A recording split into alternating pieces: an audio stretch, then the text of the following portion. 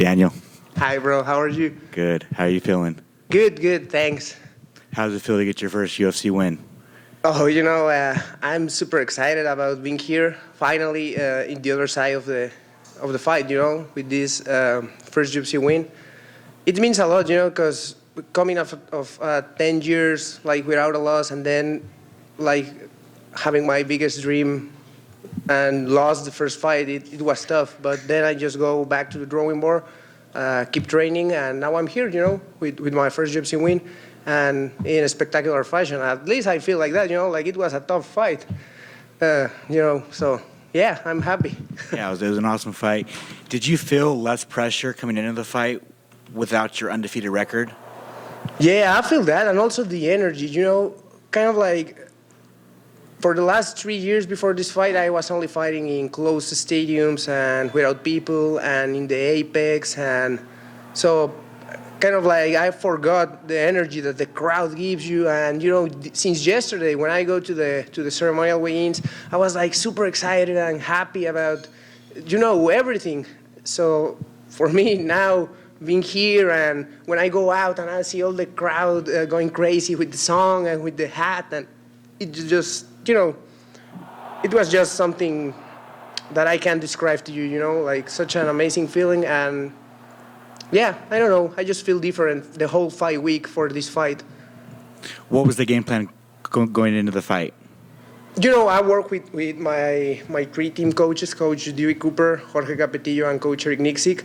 And we all three agree that for this fight, especially since Lando is a guy that is always moving and constantly going backwards, we need to start always throwing two actions, like jab, double jab, cross, like keeping pressure, like throwing that front kick in the middle, so that way he doesn't want to shoot. But, like you always have a game plan until somebody punches you in the face. So at some point I just start fighting and, but at least I feel good on my boxing, like I don't remember exactly right now with how I make the knockdown, but I just feel more comfortable fighting with my hands, like throwing hard punches, and, that was it. You hit him with a nasty knee. Were you surprised he didn't go out with that knee? I don't remember the knee, to be honest with you. Like, sorry. Yeah, no, and I'm dead serious. Like, I really don't remember the knee. It wasn't the first round? Yeah. Oh, I don't remember. I remember that I threw a cross, and then I remember that he goes to the fence. And then, I don't know, I was just on top of him, punching him. And at some point, what it surprised me was that the referee, Jason, didn't stop the fight. Because I threw, like 40 punches, like without an answer. I thought that he was going to stop the fight, but, he didn't stop it. We keep going to the fight, so. How important has it been training at Extreme Couture? Oh, it's been, like, awesome, This is my second fight camp there, and now I feel better than ever, because now I know everybody.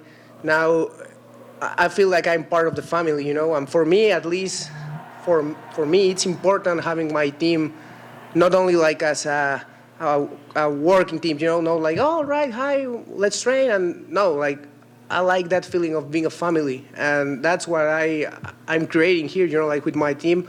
So I'm just blessed to having that and having all these awesome people supporting me, especially because all my coaches have world champs. The pressure that means, like for me, that's, I know that all these three awesome guys here, they don't train everybody, like, so for me being able to train with those coaches, I feel that talks better than anything. So. Awesome. And finally for me, when would you like to return? I don't know. I don't like to rush the things. I like to take my time because I know that I still have gaps to close.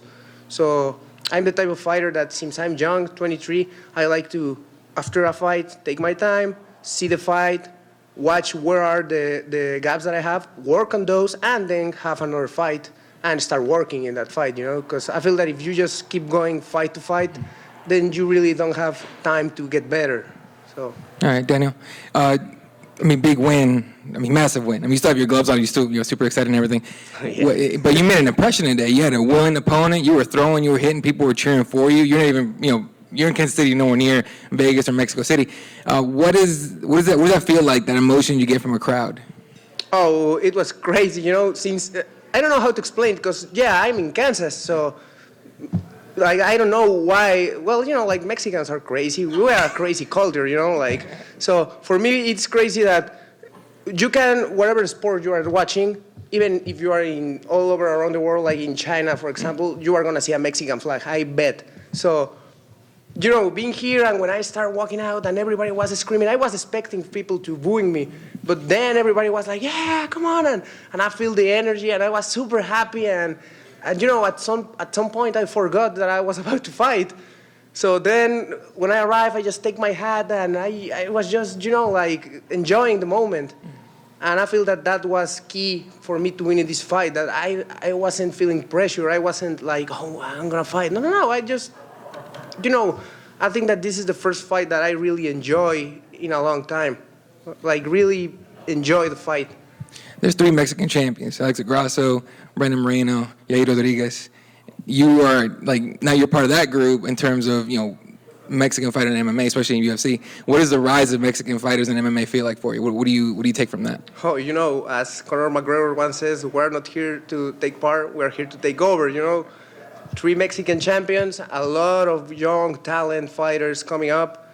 So for me, being here, having this win against a guy like Lando Banata, because it's not like I win my debut against a guy that is having his debut too. Lando have 13 fights in the UFC, so that means a lot for me. Like it's what a way to get a first win in the UFC.